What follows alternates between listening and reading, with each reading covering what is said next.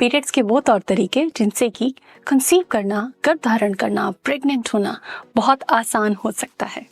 और ये सब कुछ आयुर्वेदा में वर्णित है। आज हम कुछ लाइफ स्टाइल आइडियाज समझेंगे, डाइट के तरीके समझेंगे, कुछ हर्ब्स के बारे में भी समझेंगे कि पीरियड्स में कैसे लें जिससे कि कंसीव करना बहुत आसान और हार्मोन्स आपके बिना मेडिसिन के ठीक रहें।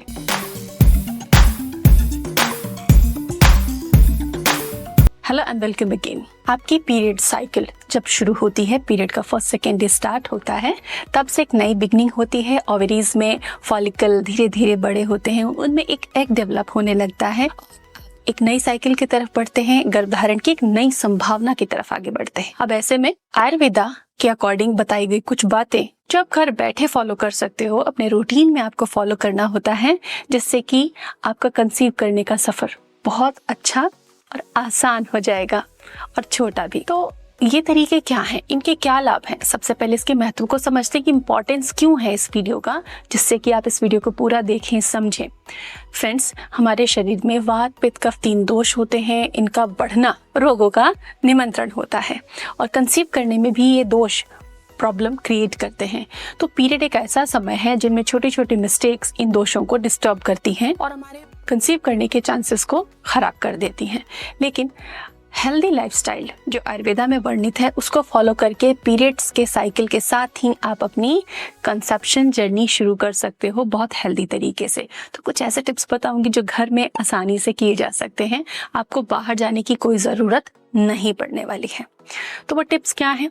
सबसे पहले ये समझना है कि पीरियड डेज जो होते हैं उनमें बॉडी को थोड़ा सा गर्म और कंफर्टेबल रखना होता है। कोई भी भारी एक्सरसाइज आपको नहीं करनी होती है। त्रिदोषों को दूर करने के लिए लाइफ स्टाइल और डाइट के क्या आइडियाज फॉलो करने हैं, आइए सीखते हैं। तो सबसे पहले हम आहार की बात करेंगे, क्योंकि पीरियड में आहार कैसा लेना चाहिए जिससे वात अच्छा रहे, पित्त ठीक रहे और कफ भी ना बढ़े, तीनों दोष नॉर्मल रहें, जिससे कि शरीर में रोग की स्थिति ना उत्पन्न हो। वात दोष है आपको, यानी कि पीरियड में बहुत ज्यादा क्रैम्प होता है, पीरियड फ्लो के रिगार्डिंग इश्यूज हैं, पीरियड से आप परेशान हो जाते हो, रूटीन वर्क भी नहीं कर पाते हो, तो वात ज्यादा हो सकता है, विषम हो सकता है।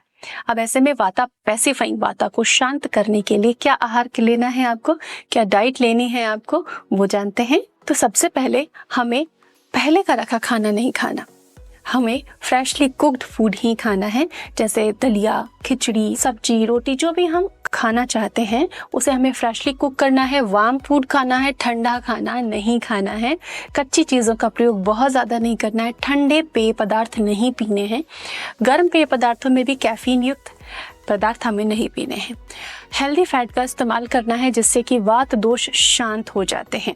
जैसे कि अगर आपको एंडोमेट्रियोसिस है, पीरियड के फ्लो रिगार्डिंग इश्यूज हैं, पीसीओडी है, तो ये चीज़ें ठीक होने लग जाएंगी अगर आप अपने वात को ठीक कर लेते हो। बड़ा सिंपल फॉर्मूला है, आपको कभी दवा की ज़रूरत नहीं पड़ेगी अगर इन आइडियाज़ को आपने आज समझ लिया और लाइफ में ऐड कर लिया। जैसे कि आपने वेजिटेबल सूप बनाया, वेजिटेबल्स को फ्राई किया, खिचड़ी में, पुलाव में ऐड किया, सब्जी बनाई, तो उसमें हेल्दी फैट ऐड करना है। चपाती ली तो उसमें थोड़ा सा घी ऐड करना है और फ्रेशली कुक्ड फूड को, गरम फूड को आपको कंज्यूम करना है। कोकोनट ऑयल, ऑलिव ऑयल, देसी घी, इनका इस्तेमाल कर सकते हैं। जैसे दलिया खिचड़ी आप बनाते हैं तो 1 चम्मच सर्विंग के बाद में उसमें घी आपको ऐड करके खाना चाहिए। इससे वात दोष जो हैं वो नहीं बढ़ते हैं और ये है एक बड़ा ही मंत्र। अब बात करेंगे उन लोगों की जिनका पित्त बढ़ा रहता है। हमारे ऐसे भी व्यूअर्स होंगे जिनको पित्त की समस्या है, एसिडिटी रहती है, हार्ट बर्न रहता है, इजीली डाइजेस्ट नहीं होता, थोड़ा सा हैवी खा लिया, थोड़ा सा ऑयली खा लिया, थोड़ा खाने में देरी हो गई, पित्त बढ़ जाता है। जिनको पित्त की समस्या है उनको अपने पीरियड्स के दौरान क्या खाना चाहिए? जो हाइड्रेटिंग फूड है, जो वाटर कंटेनिंग फूड है, वो आपको खाना चाहिए। जैसे कि फल और सलाद आप ले सकते हैं जिनमें ज्यादा वाटर कंटेंट होता है। आप अपना जो मील लेते हो कोशिश करो कि थोड़ा सूपी हो। अगर आप दलिया बना रहे हैं तो सॉलिड की बजाय आप उसे सूपी रखें। वेजिटेबल सूप आपके लिए काफी फायदेमंद है। फैट आपको कम खाना है, लेकिन जो फैट आप यूज करो, चाहे खाना पकाने में, चाहे ऐड करो ऊपर से, वो बेस्ट क्वालिटी का होना चाहिए। खीरा, तरबूज, नारियल पानी आप अपने पीरियड्स के दौरान जरूर इस्तेमाल करें। साथ ही आपको बहुत तीखा यानी कि लाल मिर्च का प्रयोग नहीं करना है। काले मिर्च यूज कर सकते हैं थोड़ी मात्रा में। मसालेदार खाना यानी कि काफी गरम मसाला पड़ा हो, ग्रेवी, थिक ग्रेवी वाली सब्जी है, ऐसी चीजें जो गरिष्ठ होती हैं, हैवी होती हैं उनको अवॉइड करना है। किसी भी फूड को, जैसे आप पनीर खा सकते हैं लेकिन उसको गरिष्ठ तरीके से ना बनाकर खाएं। बहुत ज़्यादा स्पाइसेस या ऑयल के अंदर पनीर को प्रिपेयर करके ना खाएं। सिंपली कम मसाले और हेल्दी फैट के साथ आप उसे खा सकते हो। अब बात करेंगे उन लोगों की जिनकी प्रवृत्ति कफ की है, जल्दी कफ बनता है। अब उनको क्या करना है, उनको एक चीज़ अपनानी है कि दूध में या फिर पानी में हल्दी को थोड़ा बॉईल करके उसे यूज़ करना है, पानी में चाय की तरह और दूध में टर्मरिक मिल्क की तरह। थोड़ी दालचीनी भी उसमें इस्तेमाल कर सकते हैं और शहद का भी इस्तेमाल कर सकते हैं। आपको बहुत ज़्यादा पोर्शन नहीं लेना चाहिए एक बार में।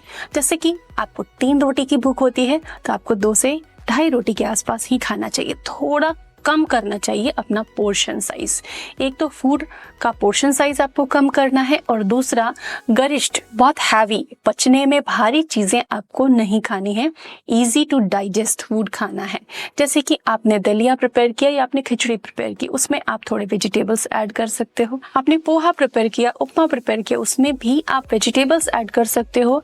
वेजिटेबल ऐड करने से उसका न्यूट्रिशन वैल्यू जो है बढ़ जाएगा और भोजन गरिष्ठ नहीं होगा। साथ ही जो भी आप फैट का इस्तेमाल करें, खाना पकाने के लिए जिस तेल का इस्तेमाल करते हैं वो बेस्ट क्वालिटी होना चाहिए। रिफाइंड फैट जो है, ऑयल्स हैं, उनका प्रयोग आप बिल्कुल ना करें। बहुत ज़्यादा व्यूअर्स की डिमांड थी कि आप प्रकृति के अकॉर्डिंग डाइट बताइए, तो आज पीरियड्स में प्रकृति के अकॉर्डिंग आपको हमने डाइट सजेस्ट की। अब कुछ लाइफ स्टाइल की बात करेंगे जिससे कि आपकी प्रेगनेंसी के चांसेस बढ़ते हैं उस साइकिल में। तो सबसे पहले, अगर आप पूरी नींद नहीं लेते हो तो पहली चीज कि आपके अच्छे एग्स नहीं बन पाते हैं। क्यों? बड़ा सिंपल फॉर्मूला है कि एग्स अच्छे नहीं बन पाते, लेकिन आपके शरीर में एस्ट्रोजन के प्रोडक्शन पर इसका नेगेटिव इफेक्ट पड़ता है। और आपका स्लीप पैटर्न भी रेगुलर होना चाहिए। 7 से 8 घंटे की नींद आपको लेनी है।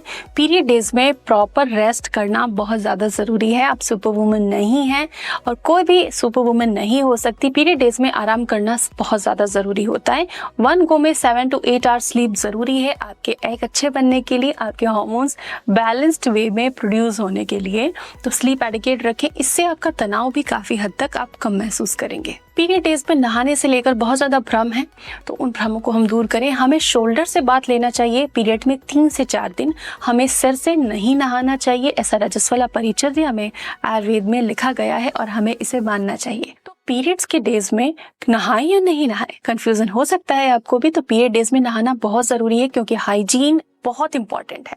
जरूर नहाएं। हल्के गुनगुने पानी से नहा सकते हैं क्योंकि पीरियड में वार्मथ एंड कंफर्ट दोनों इंपॉर्टेंट है हाइजीन के साथ में। तो आप हर दिन नहाएं। कंधे तक आप स्नान ले सकते हैं। इससे आपके क्रैम्प में आराम होगा, आपका दर्द कम होगा, आप काफी रिफ्रेशिंग फील करेंगे और आप काफी रिलैक्स हो पाएंगे। स्लीप क्वालिटी भी आपकी इम्प्रूव होगी। तो पीरियड में नहाने का आप विशेष ध्यान रखें। ऐसा नहीं है कि पीरियड डेज हैं तो आपको बिल्कुल बेड से उठना नहीं है, आप वॉक कर सकते हैं। वॉक करने के कई फायदे होंगे पीरियड्स के दौरान। एक तो आपका पेन कम होगा, पीरियड से रेगुलर रहेंगे। जो महिलाएं फिजिकली एक्टिव रहती हैं पूरे महीने, उनके हार्मोन्स गड़बड़ नहीं होते हैं, ये याद रखिए। तो आपको फिजिकली एक्टिव रहना है। आप 1 किलोमीटर चल पाते हो तो बिल्कुल आप वॉक के लिए जाइए। सुबह शाम थोड़ा वॉक कीजिए। वॉक करने से आपका तनाव भी कम होगा। लेकिन याद रखिए, फिजिकल एक्टिविटी करने का तात्पर्य ये नहीं है कि आप खुद को एग्जॉस्ट कर लीजिए। एग्जॉस्ट नहीं होना है क्योंकि उससे भी अंडे बनने की प्रक्रिया प्रभावित होती है, आपका एस्ट्रोजन का स्तर प्रभावित होता है।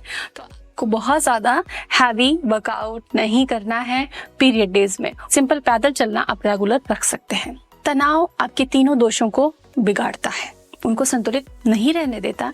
इसलिए तनाव से बचने के लिए थोड़ा मेडिटेशन या इंस्ट्रूमेंटल संगीत, भारतीय शास्त्रीय संगीत आप सुन सकते हैं। आप शांत रख सकते हैं खुद को। रिलैक्सिंग टेक्निक, अरोमा थेरेपी का इस्तेमाल कर सकते हैं। किसी सुगंध का इस्तेमाल अपने बेडरूम में कर सकते हैं।